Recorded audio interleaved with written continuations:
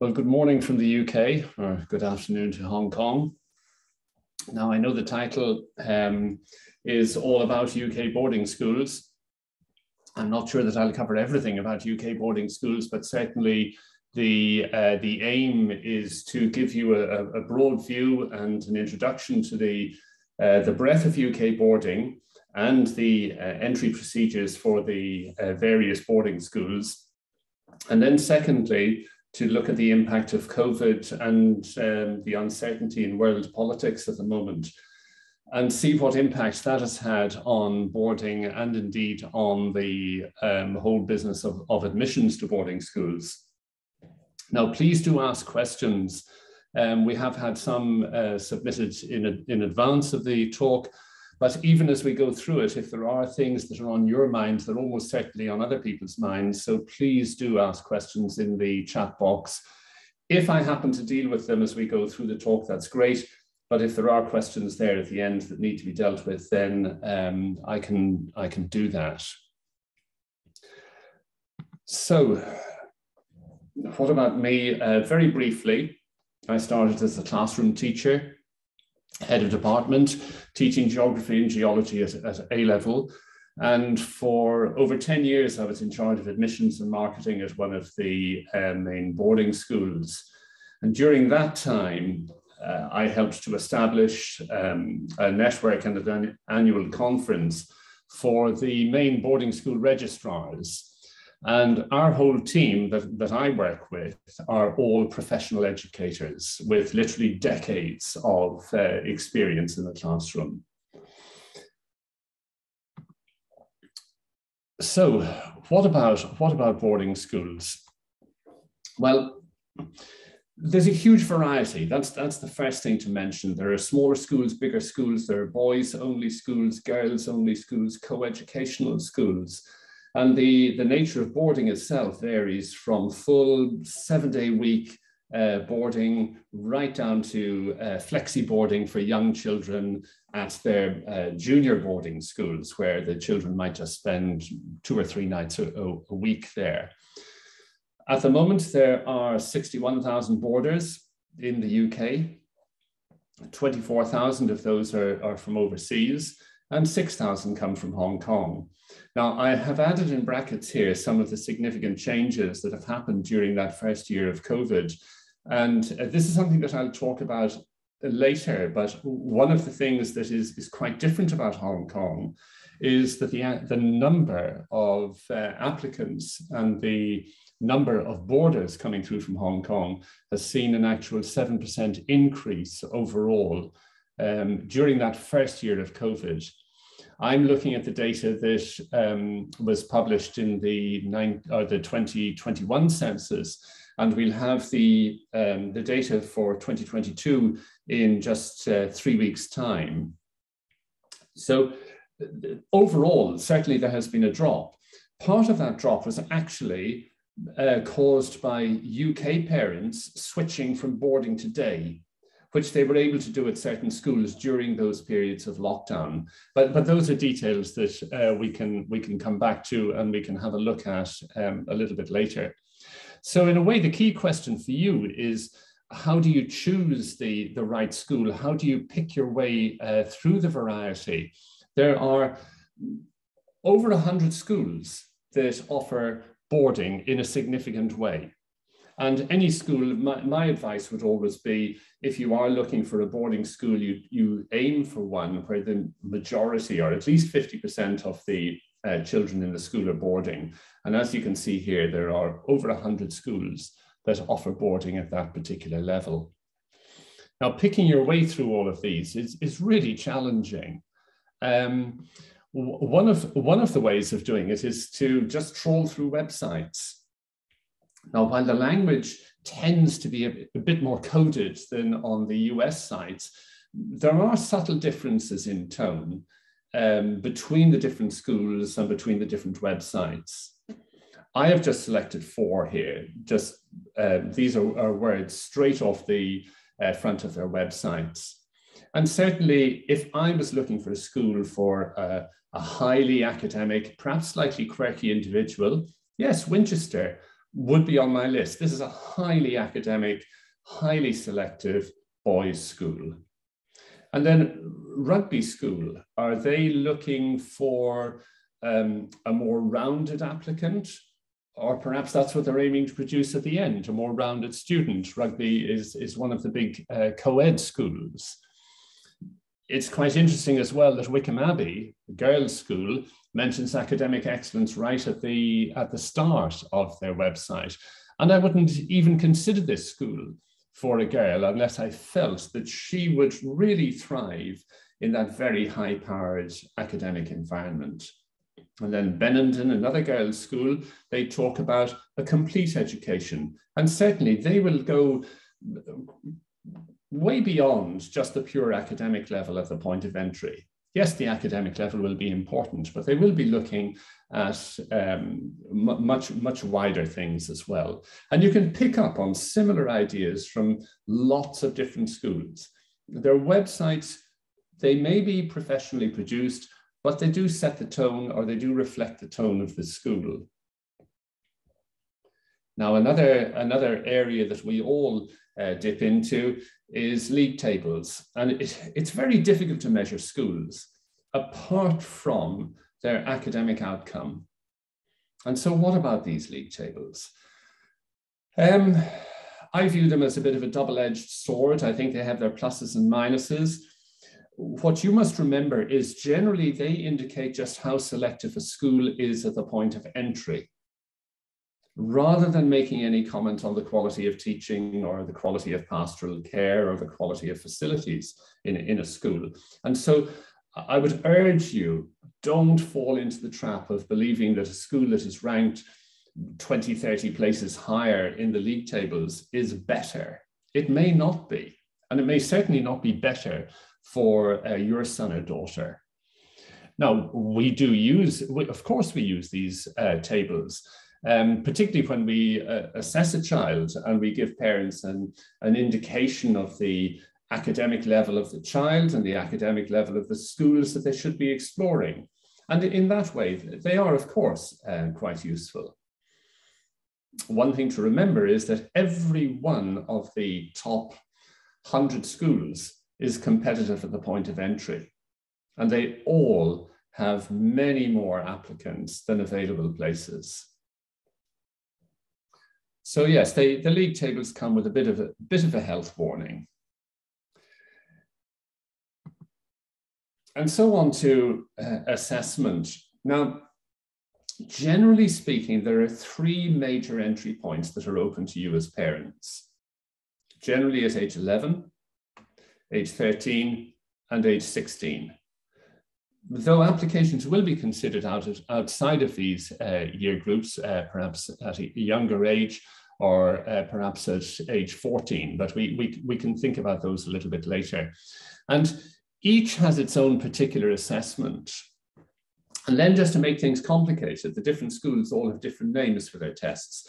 But broadly speaking, particularly when we're looking at age 11 and age 13, what I'm calling here 11 plus and 13 plus, what we're looking at are tests that are broadly very similar.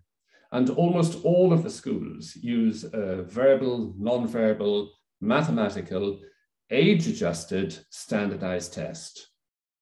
Now, some of them are mentioned here on the slide. There's the ISEB common pre-test.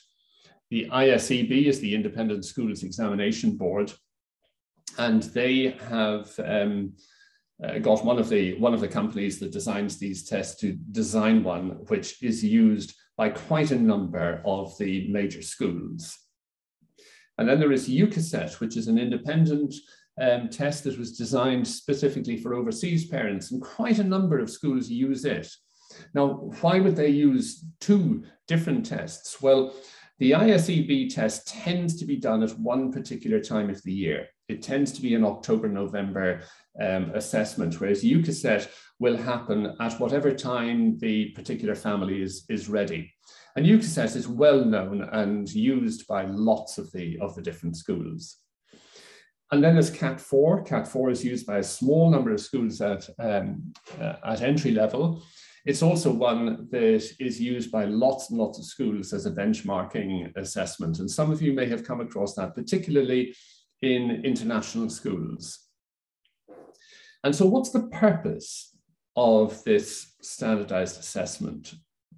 Well, what most of the schools are doing is they're using this as their initial filter. And then most of them will have a secondary assessment, and this will vary from school to school. Now, standardized assessments are terrific, and one of the reasons why schools use them is they give a very good snapshot as to where a child sits at a certain point in a particular year. And we use them as part of our process. We use an age-adjusted online standardized tests with virtually all of our clients' children. And it is so helpful when it comes to trying to get an understanding of the ability or the potential ability of any child. Now, once the schools have used this as a filter system, then they will move on to a second level of assessment. And this can range. Some schools will only have interview and reference after that, while others may have subject papers, examinations in particular subjects, or even assessment days. A number of the schools will bring all the pupils in for all or for part of a day and spend the whole day working with them and making their final judgments on the children. Which all sounds very simple. It's not that simple. The timeline is absolutely critical. And what I've done here is I've looked at the timeline for just 2 schools. Wickham Abbey, as I said, a girls' school, they have an entry at 11. They have a second entry at age 13, but their entry process starts 2 years ahead. It's quite simple, 2 years ahead. So for entry into year 7 at age 11, it starts in year 5. Wellington College, big co-educational school on the other hand, it has a 4-year lead-in time. And so what you tend to get is you tend to get everything from a 4-year lead-in time to a 1-year lead-in time. And for most schools, it is a 2 or 3 year process. Perhaps it's worth mentioning at this stage that Wellington do have a later process for later applications, but the way that they work that is that 75% of the places are awarded in year 6, and then 20% in year 7, and approximately 5% in year 8. They're very aware that there will be very strong candidates coming through later on, and they just don't want to miss them.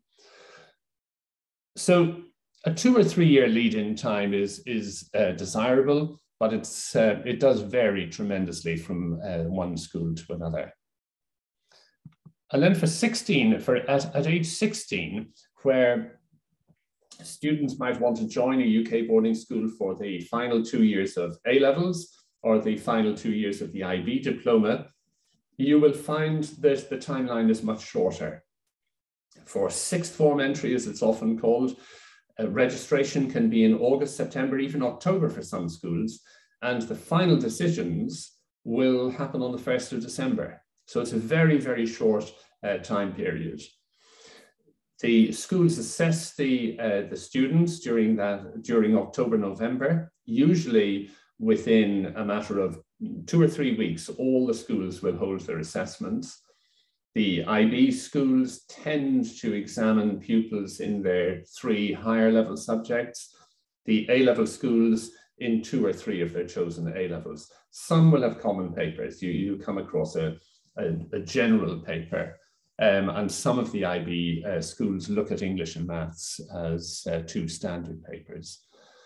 On top of that, there will always be interviews, sometimes 2 interviews, maybe one that is more academic, maybe one that is more pastoral or social, but always interviews.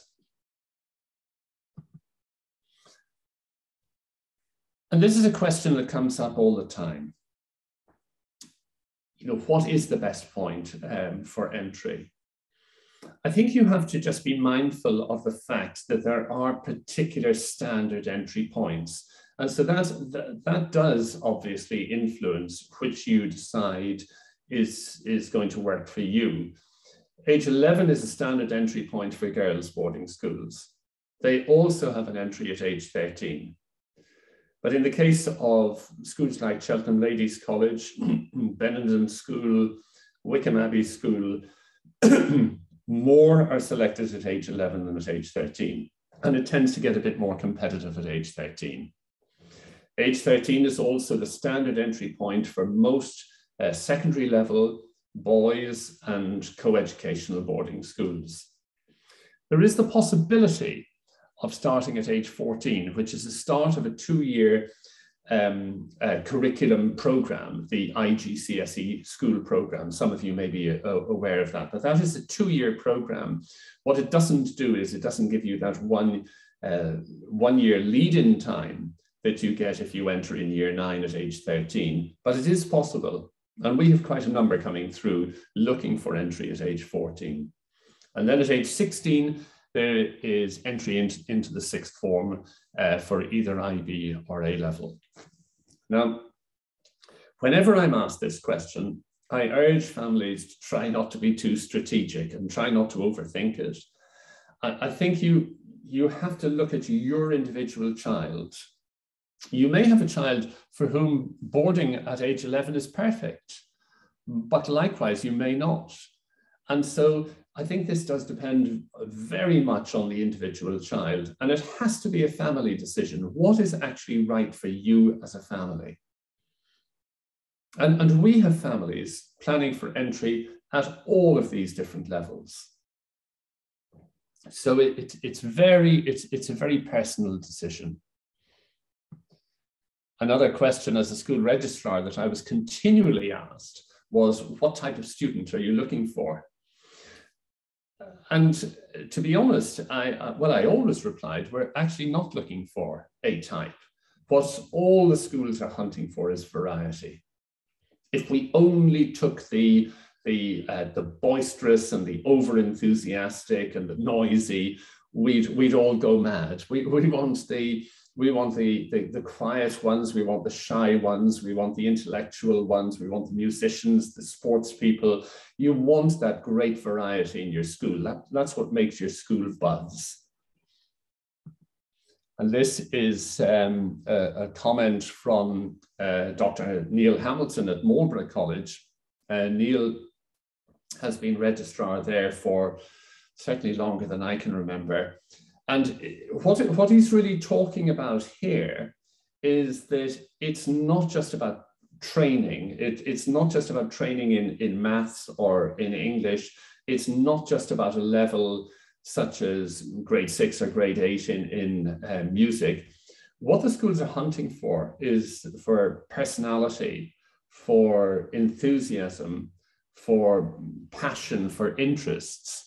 And I think a key question, both for you as parents and for the schools, is what will this child add to the boarding community?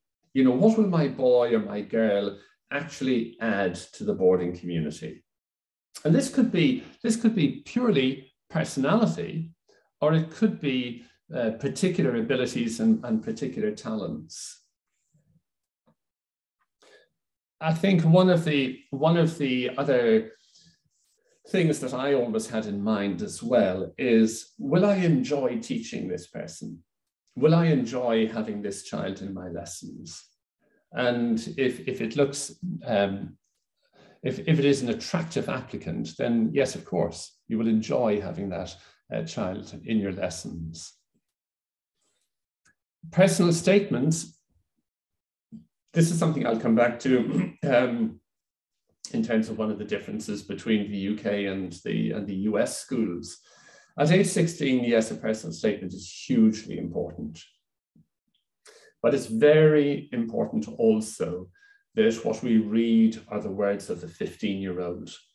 I saw too many over the years that were just too perfect, and it was so obvious that these had been scripted by adults rather than by the individual children.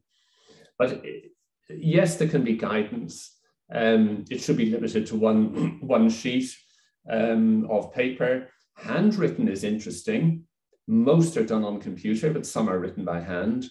One of the girls that we had applying this year made quite an impression. Her handwriting was beautiful, and she was one of the few that actually wrote what she felt was her carefully crafted personal statement on paper. And it covers genuine interests, talents, achievements, ambitions, what they're hoping for from this period of boarding. But a personal statement is far less important when it comes down to entry at age 11 and age 13. The schools don't really expect a personal statement or a letter of application at that age. You have to remember that if there is a 2 or a 3 year lead-in time, this personal statement could be written by a 9 or an 11-year-old. What we do is we write a candidate profile which is submitted to the schools. And so what we're doing there is we're summarizing and gaining ideas from school reports, from the assessment scores, from conversations with parents, from conversations with the individual child. We also are looking for this genuine interest, this personality, this talent. And we aim to present that to the school registrars in a form and in a language that they will find familiar and that they will understand. We don't submit large portfolios or certificates and so on, though school reports will always be asked for. So that is really just a quick gallop through the whole business of UK boarding and the assessment process. And what I'm going to do now is sort of switch direction slightly and have a look at what's happening right now and what are the implications for what's happening right now. And this is not just about COVID, and it's not just about the political situation in Hong Kong. It's about the Ukraine, it's about the US, it's about Brexit. For the schools, the questions are ones like, will Russian applications now tail off? I think they will. I think there will be a serious decline in the number of Russian families coming through to UK schools. The same may apply to US schools. Will the European families come flooding back post-COVID? There was a significant drop of something close to 20% in the number of European families coming through to UK schools during that first year of COVID. Is the decline, the 20% decline in applications from China, from mainland China, is that a temporary situation? And so you might then be tempted to wonder, are there advantages out there, therefore, for Hong Kong families? But as we saw earlier, the actual number of applicants from Hong Kong has actually increased during this period. So we need to pick through the implications of that as well. And all of this has had implications for admissions. So in order to really find out what the impact has been, we asked 20 of what would be referred to as the top schools, in the top boarding schools in the UK, 20 of our key schools, for their views on the trends and the changes, with particular reference to Hong Kong. Now, what is clear is that the uncertainty has simply led to more applications from Hong Kong. In 2020, there were 1,873 new entrants from Hong Kong in UK boarding schools. That had gone up to 2,168 in 2021. That's an increase of 16% in terms of new entrants into the schools. And what I don't know and what I can't find out is what has been the increase in inquiries and applications, but it certainly has been significant. The top schools are talking about a marked increase in the number of applications from Hong Kong. And one remarked to me about the schools or the applications from Hong Kong being at saturation point. And on top of that, what is also clear is that expat families are on the move. Some are being moved out of Hong Kong to other locations around the world. And so there's been an increase in the number of expat families who have been looking for boarding places as well. So overall, what that has resulted in is these top schools being more selective. Even if there was a drop in the number of boarders overall coming in from overseas, this drop was always going to be far less in the most selective schools. So these top schools did not see a huge fall off in numbers. They did see some, and they did see parents, changing their minds and so on. But overall, as far as you're concerned in Hong Kong, it has resulted in the schools being more selective. Now, what some of the schools are also doing is that they are filtering their applications through particular agencies around the world. And in a way, that is what they're expecting of us. And we do that as part of our process, in that every one of our applicants should be a valid candidate for the schools that we're approaching. And while the schools may not have official quotas for different nationalities, they do limit the number from any given single nationality. So that certainly does present a challenge to UK families. And then on day places, there's actually been a significant increase in applications for day places from Hong Kong families. And that just simply reflects the numbers that have been moving into the UK over the past year or 18 months. And Brighton College, for instance, told me that they had increased significantly the number of day place offers to Hong Kong families in this past year. Now, what you have to realize about day places is that the London scene is hugely difficult in any case. And it is very, very competitive, and there is an entry timeline. What you may find is outside of London, in some of the independent schools, and again, highly ranked independent schools, you may find that there is perhaps a bit more flexibility over day places. And certainly some of the major boarding schools have increased slightly the number of day places in order to accommodate this extra demand that has been coming through. So there is some flexibility there.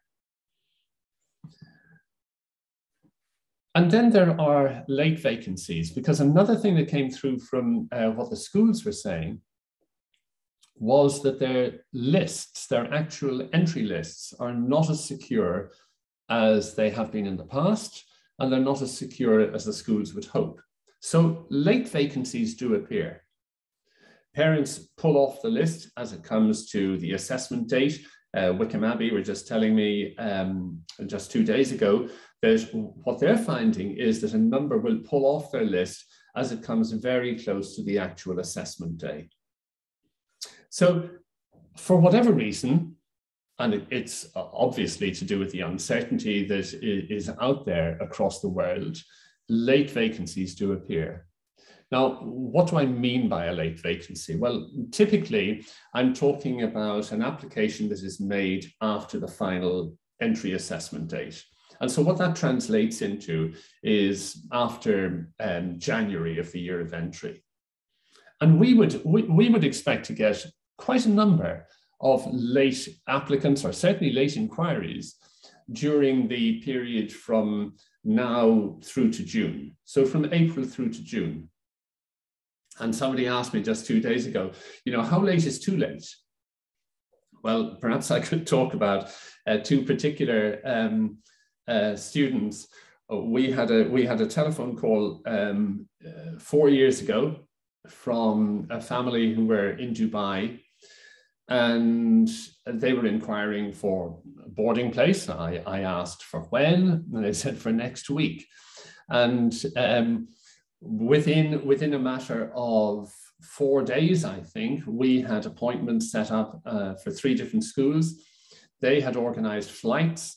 I actually met with the family in Heathrow Airport. I drove to the different schools. The office here was busy making hotel appointments and so on. But we actually didn't get to the third school. We stopped after school number 2. They were so impressed with school number 2, and that school had made an offer based on assessments in the morning. And so the boy in question started the following day. There was another example where we were on holiday. All the schools in the UK have an October half term, and that half term is an opportunity for their admissions offices to close, for their school registrars to go on holiday and so on. We were on holiday in the Canary Islands. We had a telephone call from a family whose daughter was very unhappy at her European International Day School. She had been at school, at a day school in New York. Father was British, mum was Portuguese.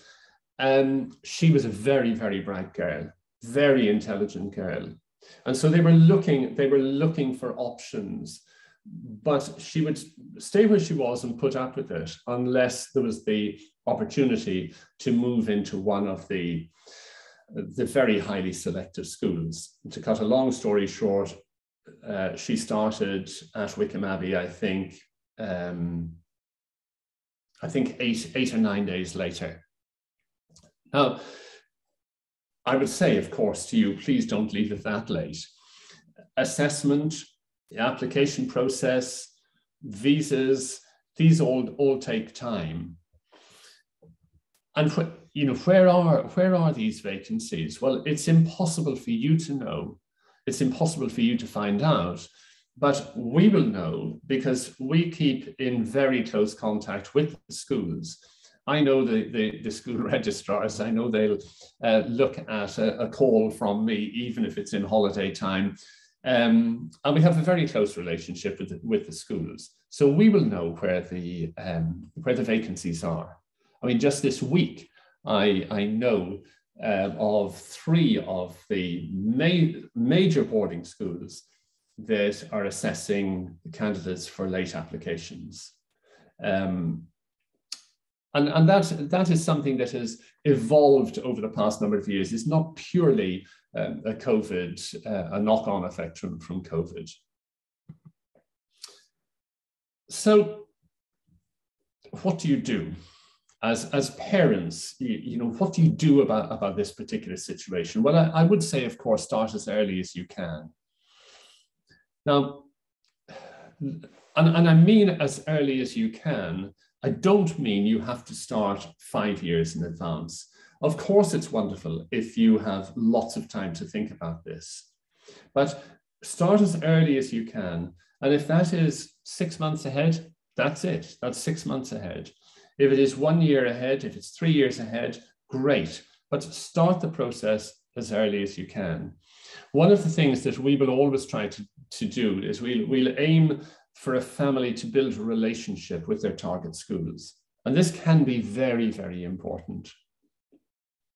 The longer the lead-in time, the greater the possibility of building this relationship. Do your research, look at websites, read articles. Then try to understand your child. Who is this character? And what would be best, or what do you think might be best for him or for her? Is she the sort of girl who will want to board at age 11, or would that be a complete nightmare? Is this somebody who will want to move at age 16 when he or she has the maturity to be involved in that decision-making? Is yours the sort of child that would like a big, lively, buzzy, co-educational school? Or does he or she want a smaller, cozier environment? All of these varieties exist out there. So try to understand your individual child.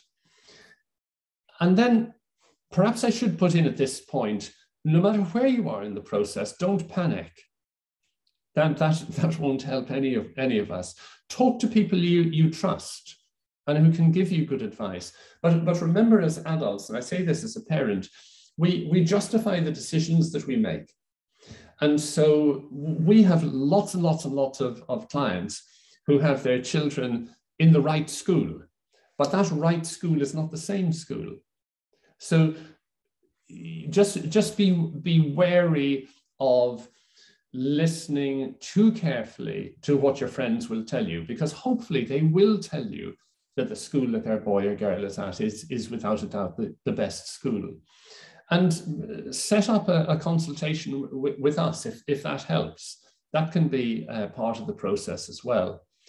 And I suppose overall, one of the things to think about is that this is a process, it's part of a journey.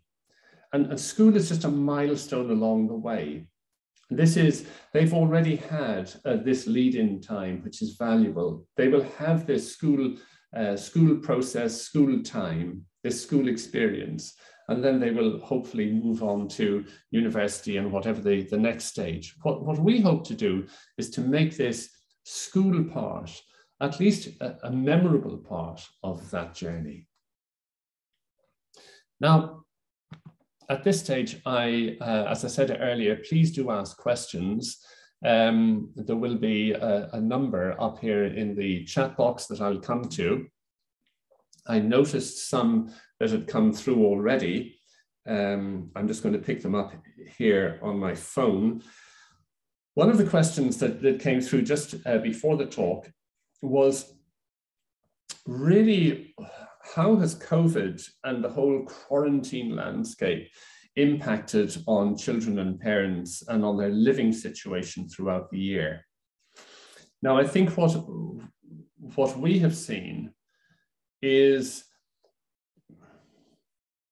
parents have taken so many different hard decisions in terms of what's going to happen, of what they can manage. So we have seen schools and indeed guardianship agencies that have set up holiday camps. So in other words, they have some of the schools kept their pupils, kept their Southeast Asia pupils generally, kept them at school and provided for them during Christmas, during the Easter holidays, and so on. And a number of the big guardianship agencies did exactly the same. They actually set up a holiday boarding camp, if you like, whereby pupils could come from different schools and stay in one large house, or perhaps even in a school or in a school boarding house, where they would be looked after during that particular period. We saw families coming over to the UK for extended periods of time. We saw families coming over for short periods of time and then spending this very long time period in quarantine. We saw children going back to Hong Kong during the longer holidays, but essentially staying in the UK for the shorter ones. So there was a huge variety. And I think the quarantine rules have changed or are about to change again. And when they reduce down to 7 days, that will help, but it's certainly been tough. It's been tough for some families. There's another question on how is the UK boarding school application process different from the US? And there was a second one on that, which really talked about the academic level versus personal profile between the UK and the US. The application process there isn't a huge difference between the application process to UK or US, or for that matter, Swiss boarding schools. It's generally speaking, there is a lead-in time, there is an academic assessment. They do try to get to know the whole child, the personality of the child. There are variations within that. And generally speaking, what we see is that we see the US schools place perhaps slightly more emphasis on the personality, on the profile, on the personal essay, on that side of it, particularly at the younger age levels. as I said earlier, I think the UK schools certainly expect all of that from an applicant who's age 16 going into the sixth form, but they don't expect that degree of personal input from the individual at the younger age level. And I think that is probably the main difference. You do tend to find as well that the US schools, the US boarding schools have almost a simpler process in that you don't get this huge variation in lead-in times. But once you get to know the lead-in times for the UK schools, that becomes less of a nightmare. Another question: when is the best year to be admitted to UK boarding schools? I think we've covered that, and as I say, I think I think you should really be focusing on the individual child. What is right for you? What's right for the family? Another variation or another version of that question is: what are the advantages and disadvantages in starting boarding in year 7? And I think this is year 7 as opposed to year 9. So year 7 is age 11, year 9 is age 13. What are the advantages? The advantage is if your child is ready to go at age 11, then that's right. Not everybody will. And you as a parent, you may not be willing to let your children go at that age. Is there an advantage in going in year 7? I think the girls' schools would say yes. Let's talk about entry into senior schools. So you have girls' schools starting at age 11 and having a major intake into year 7 at age 11. And so a school like Wickham Abbey, a school like Cheltenham Ladies College, Benenden School, they take the bulk of their new pupils in at that stage, at age 11, in other words, year 7. There tends to be a smaller number of places. It could be 60% in year 7, 40% in year 9. So there are fewer places available, and very often the competition is tougher for entry into year 9. So yes, there may be some sort of a strategic advantage there.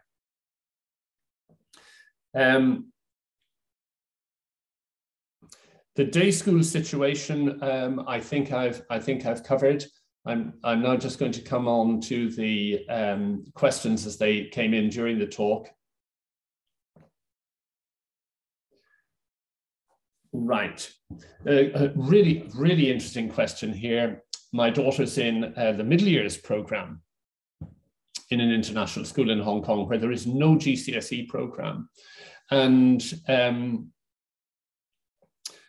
the tests for entry into the UK schools largely reference GCSE, which she have a disadvantage over others who have done the GCSE program. The schools, I think the schools are obliged to set their tests at a particular entry level. And so what they do reference in their information is GCSE, because that gives you a sort of 16+ level playing field. But we have families applying from Mexico, from Tokyo, from Russia, from Hong Kong, from all sorts of different education programs. And I don't think they are at a disadvantage.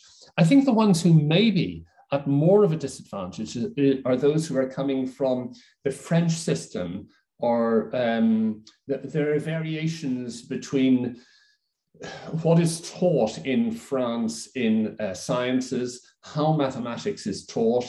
The same is true, but to a different degree for clients coming through from Portugal or from Germany. I don't think that the middle years program will set somebody at a disadvantage. I think what you may have to do is just check when looking at past papers and even looking at the curriculum that some of the schools base their tests on, that you're actually covering those gaps, if there are gaps. And the schools will also take into account the fact that somebody is coming from a different system. how important are exams for ballet, piano, and so on as part of the application? If my girl were playing piano, how important would taking the exams versus piano, doing piano without exams? We have a boy at the moment who's visiting schools starting on the day after tomorrow. He's a very, very talented pianist. He has no grades in any of the sort of UK standard music levels. He is absolutely brilliant. But we have had video clips, short video clips, that we have sent through to the Royal Academy of Music, for instance, and they have looked at him and said that he is quite an extraordinary talent. So yes, grades give us a snapshot. We know what level we're talking about, but actually if you're talking about serious talent, what the schools are looking for is that talent rather than just simply the training. Grade 6, grade 8, yes, it gives you an idea as to a level, but actually it may not tell you about the musicality of that particular child as well.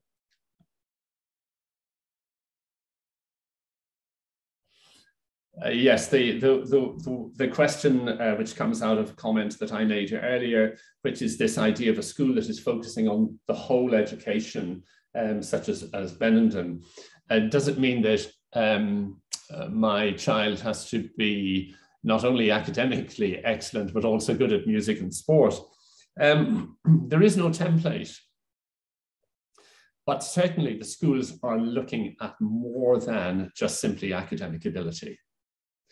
It's rather like entry into the most competitive universities at Oxford or Cambridge. Everybody that is applying to a Cheltenham Ladies College or a Wickham Abbey or a Winchester or an Eton, they're all right up here in terms of their academic level. So how do you differentiate? And you differentiate by hunting for that talent. And if somebody has absolutely serious musical talent, yes, that does make a difference. It makes a serious difference. We have a boy, he's head boy at one of the top UK boys' schools at the moment. I remember at the very beginning, the parents approaching us, and one of the motivations for talking to us is that I had written an article on affordable boarding in Ireland. They were in a situation where they worked for non-profit organizations. They had very limited salaries. They couldn't afford the fees at these UK schools. So they were completely out of the question. Very quickly, we realized that we were dealing with a very serious talent.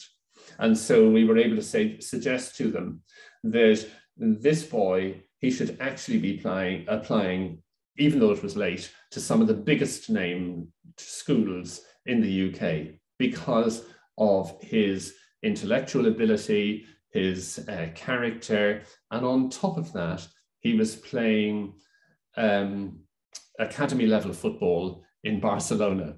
And it's funny, as I said to the family at the time, it may seem odd that in some ways the schools are almost going to be more enthusiastic about the fact that he is a brilliant footballer. But yes, these things do make a difference. And it's not just music and sport, but they're hunting for different talents. Recommendation letters from teachers. Are they important? Yes, they are. What the schools, the US schools tend to look for two letters of recommendation, typically from perhaps English and maths teachers. What the UK schools will look for is what they will refer to as a confidential reference. No references are confidential anymore, but they will look for a reference from the school. Now, on occasions, I will look for references from particular subject teachers, particularly if a child has real ability in particular subjects. And that is, you know, that is something that I'm always hunting for. So yes, they are important, and they can be just as important. What the schools don't want is to be flooded with random references. For sixth form entry, a question: is there a significant advantage in sitting the examinations and interviews in person rather than arranging them remotely? It's not clear whether it will be possible to arrange travel to the UK in October, November from Hong Kong. Now, normally I would say yes, that it is always better to sit the exams and interviews in person. But there is actually a practical problem. And that practical problem is that you will find that the different schools are trying to squeeze their exams into a very limited window of time. And so what you can find is you can find particular schools clashing with one another. Now, it may be that you can end up doing the examinations at one school on a Friday, at another on a Saturday, and another one on a Monday, because they'll have a limited amount of flexibility. But actually, being overseas can give you an advantage in that you can actually spread out the exams a little bit more. And so sometimes I recommend to families that I will see if I can actually arrange for them to sit the examinations at times that are more suitable to the individual.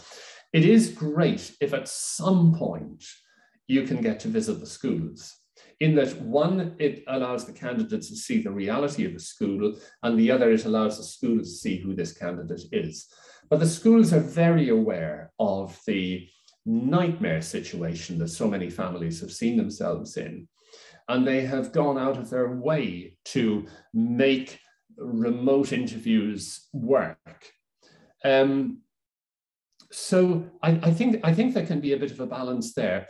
I would, as a sixth form applicant, I would want to get to see the schools, but of course that may not be possible. And so I think we have to run with what we are given, and understand that the schools are going out of their way to cope with the situation that's thrown at them, and indeed thrown at you as families.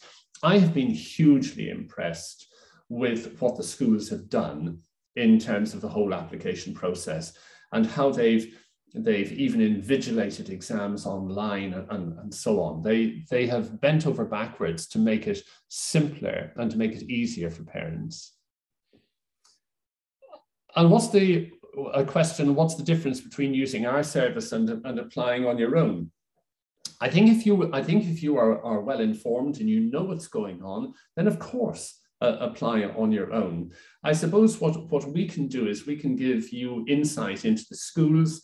We can use our relationship with the schools to your advantage. Very often I say to parents that this is a pathway, and it's an evolving pathway. And you may start off traveling in one particular direction. And then as you go through the process, as we talk it through, as you experience everything from visits to schools, or just simply having conversations, or watching your individual child develop and evolve, you may find that pathway actually starts to change direction, or perhaps veer off in other directions.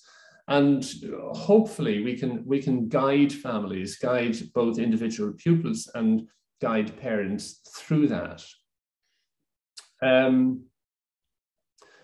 Considering how competitive it is for places in the sixth form programs, what recommendations do you have for a manageable number of applications to make?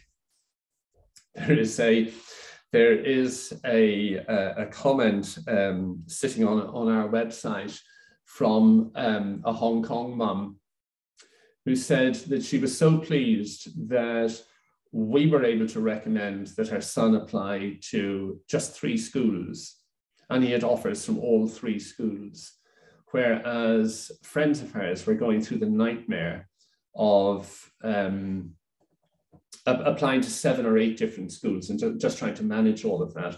What we try to do is we try to understand who this particular character is, what his or her potential is, and which are the right schools for that particular boy or girl.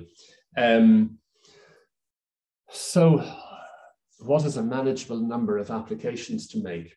I continue to say 3 or 4 schools is manageable. I think once you go beyond that, it gets almost unmanageable.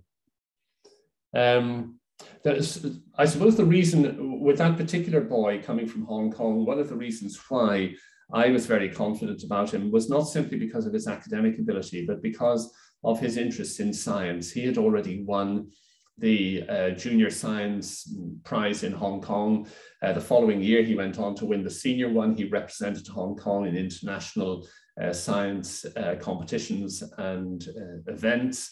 He already had a patent to his name. He was a hugely interesting boy, and I knew that the schools would be very interested in him.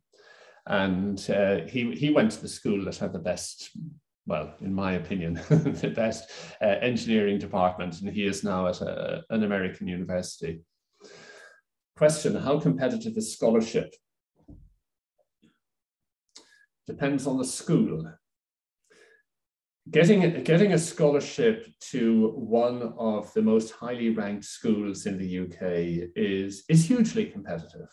And we're looking at applicants who in time will be those same applicants applying to Oxford and Cambridge or applying to the most highly ranked American universities.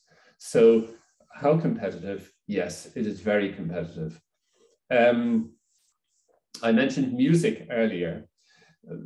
All of those who are applying for a music scholarship will be of a certain grade level.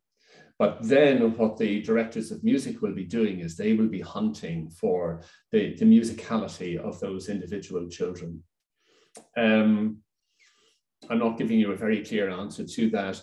I think as you come down the sort of rank order of schools, you'll find that the scholarships are going to be less competitive. But I suppose that's quite natural. But yes, you have to be hugely talented to gain a scholarship at Sevenoaks, at Wellington, at Eton, at Winchester, and so on. Do kids from Hong Kong get lumped in with kids from mainland China to be compared with? Or do all kids from Asia get lumped in together? I think that's an important question.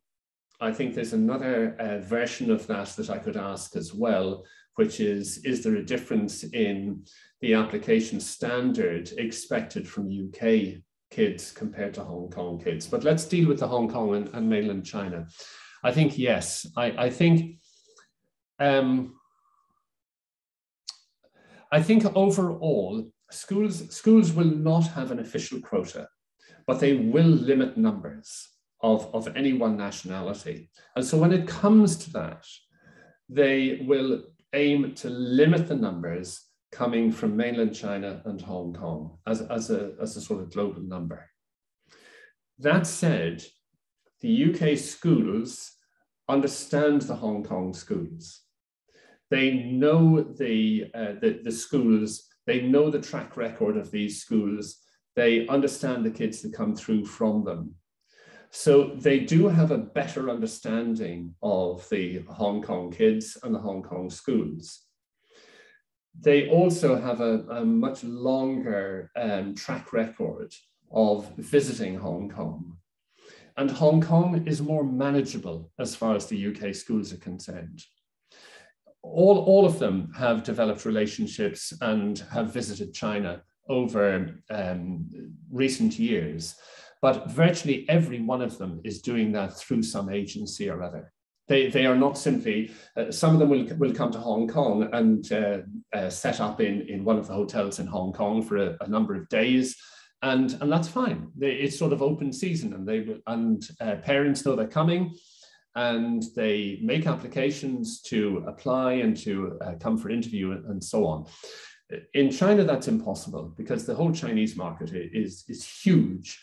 And so they are going to do this through a particular agency or a couple of agencies, and the candidates will be filtered through those particular agencies. So I think overall, the huge numbers that we have coming through from China has had an overall impact on Hong Kong applications, and has probably made it more competitive. I think one of the other things that I thought I should say at this stage is that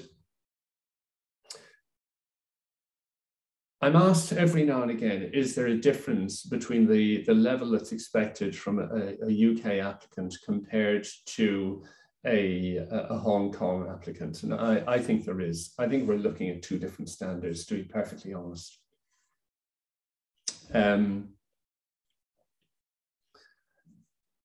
Subject selections, a question on subject selections.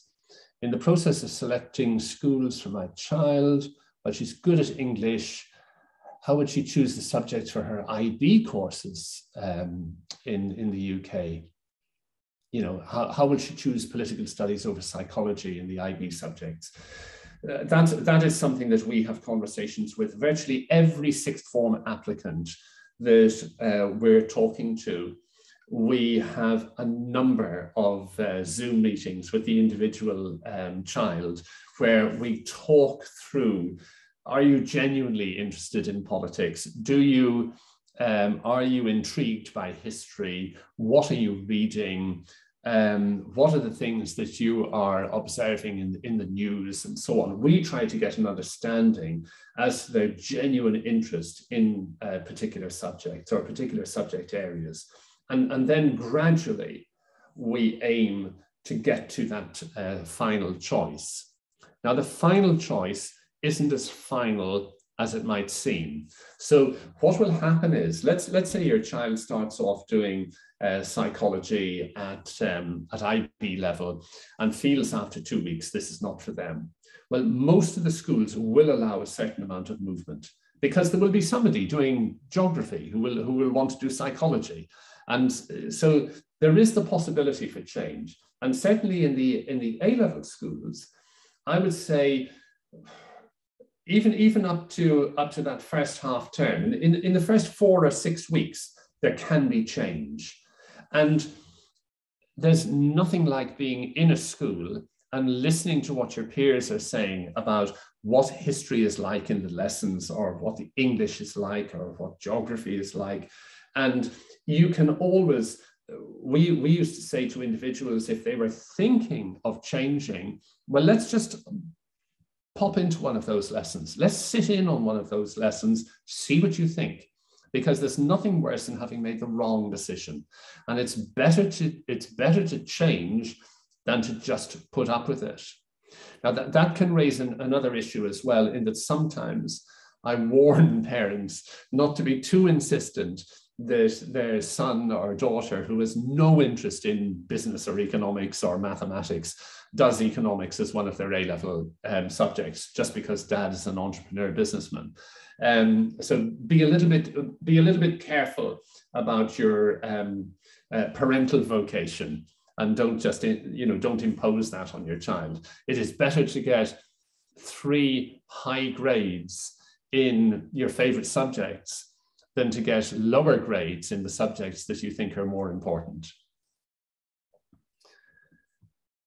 Okay, that's every question I think that has come up here.